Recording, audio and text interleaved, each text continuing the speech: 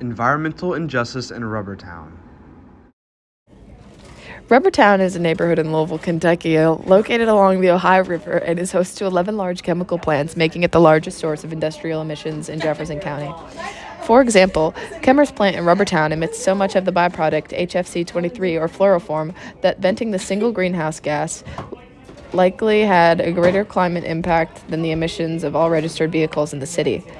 Basically, the pollution is coming from the venting of these chemical plants, which emits harmful byproducts, which heavily pollutes the air in Rubbertown. The chemical plants have caused great harm to the health of Rubbertown residents. For example, premature death in Rubbertown is 62% higher than that of the rest of Jefferson County.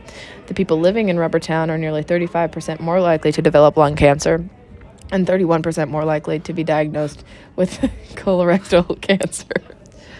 So, what is redlining? Following the abolishment of slavery, local governments continued to legally enforce housing segregation through exclusionary zoning laws and city ordinances, which prohibited the sale of property to black people.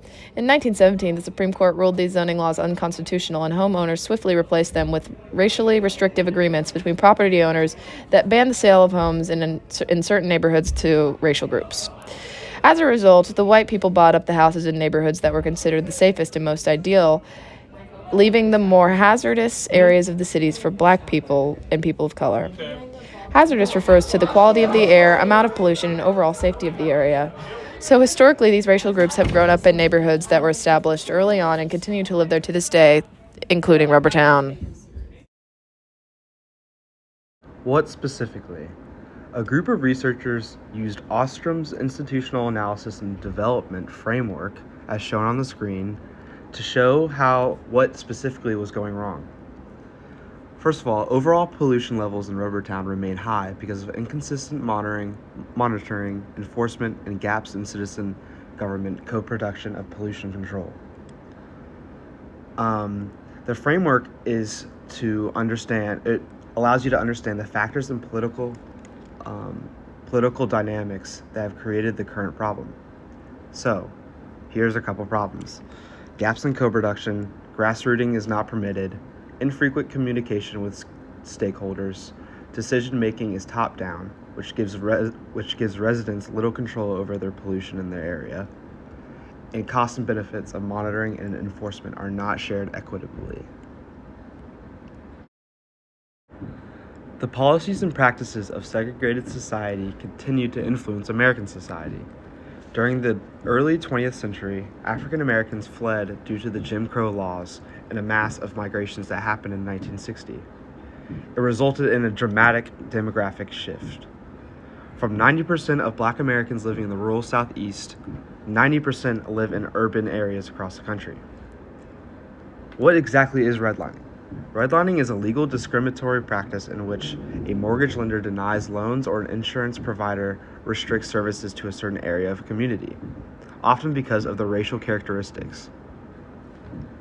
Government policies also contribute to this, and also private practices. For example, zoning laws, restrictive housing, and racial steering by real estate companies, and also discriminatory lending policies.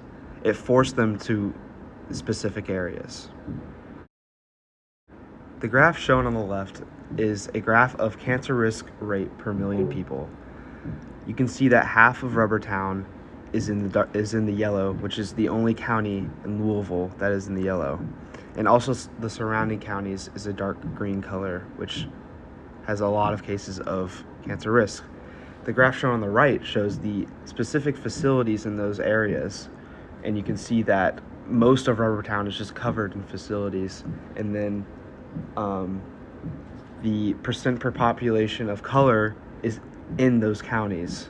So there's a direct correlation between factory location and people of color location.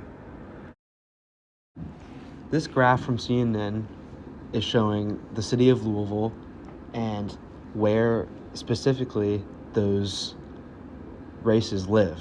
As you can see in the top left, that it is covered in orange, and also Rubbertown is scarcely covered because of so many factories that are there, but the surrounding counties and people who live there are all black.